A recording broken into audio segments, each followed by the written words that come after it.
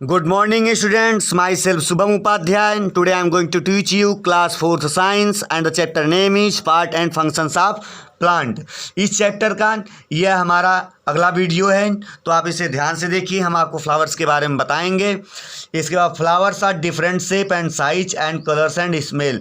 फूल जो होते हैं उनके डिफरेंट शेप होते हैं। शेप मीन्स बनावट होते हैं, साइज मीन्स उनके डिफरेंट आकार होते हैं, उनके डिफरेंट रंग और उसके डिफरेंट गंध होते हैं। The outer most portion of a flower is called sepal. Sepal जो फूल का बाहरी पार्ट होता है उसे हम सेपल कहते हैं। और sepal is green in colour. Sepal जो होता है हरे रंग का होता है। दे कवर एंड प्रोटेक्ट बर्ड। वह जो कलियाँ होती हैं, जो कलियाँ फूल में जब कलियाँ होती है तो उसको देखिए हरा हरा, उसमें आप गुड़हल के फूल में देखिए हरा हरा एक पत्ते जैसे उसमें लगे होते हैं, उसे हम सेपल्स कहते हैं।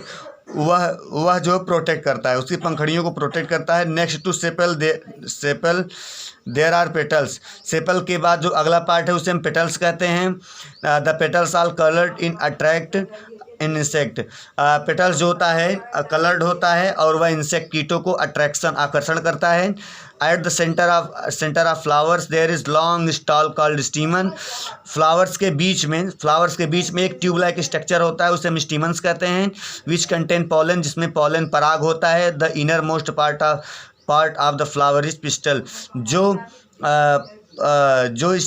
जो फ्लावर के एकदम अंदर वाला पार्ट होता है उसे हम पिस्टिल कहते हैं, जहाँ पर ओवरी, ठीक है, जहाँ पर ओवरी पाया जाता है।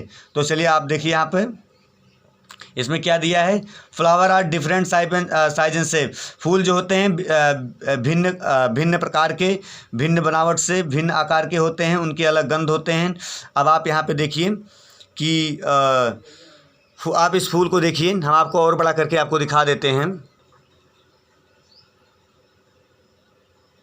आप इधर देखिए, ये फ्लावर्स हैं, ठीक है।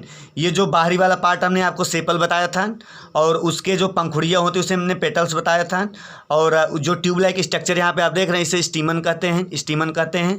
और ये जो ओवरी पार्ट है जो अंदर, ये फूल के एकदम अंदर वाला भाग, उसे हम पिस्टल कहते हैं। आपको ये बात हमें समझ में आई होगी, ठीक है। अब देखिए जो सेपल्स है ये ग्रीन कलर का है और पेटल्स ये कलर्ड है। ये कई कलर के होते हैं, कोई लाल भी हो सकता है, सफ़ेद हो सकता है, पीला भी हो सकता है, जैसा फूल हो, पंखुड़ियाँ जो उसकी होती हैं। और उसमें जो ट्यूब लाइक स्ट्रक्चर स्टीमन होता है, ठीक है, स्टीमन होता है। और स्टीमन के अंदर, इसी स्टीमन के अंदर पॉलन होता है, पराग होता है, जिससे परागन होता है, ठीक है, जिससे अगला फूल बनता है। और जहाँ पर ओवरी होती है उसे हम पिस्टल कहते हैं, ठीक है। अब आपको यह बात समझ में आ गई होगी। अगला हेडिंग है आप लोगों का पॉलिनेशन। पॉलिनेशन में होता है परागण। एक फूल से दूसरा फूल, जो हमने आपको फ्लावर्स दिखाए थे, यहाँ पे देख रहे हैं फ्लावर्स के अंदर छोटे छोटे एक पार्टिकल क्रिस्टल टाइप के होते हैं, उसे हम परागकण बोलते हैं। और वही इस फूल पर देखिए यहाँ पर बैठा है ना, ये तितली आप देख रहे हैं, तितली इस पर बैठा हुआ है। अब ये जो कलर्ड पार्ट है इस पर बैठेगा, नेक्टर यहाँ पर होता है, इसे सक करेगा। जूस टाइप का जो होता है उसे नेक्टर कहते हैं। सक करेगा इसके पैरों में, मान लीजिए वह पराग लग गया, पराग कण लग गया। अब आकर के इस पुष्प पर बैठ जाएगा, फूल पर बैठ जाएगा और इसे यह निषेचित हो जाएगा और नए फूल नए फल बनने लगेंगे, ठीक है। तो वही पॉलिनेशन इसमें दिया है। चलिए हम आपको पॉलिनेशन के बारे में बताते हैं।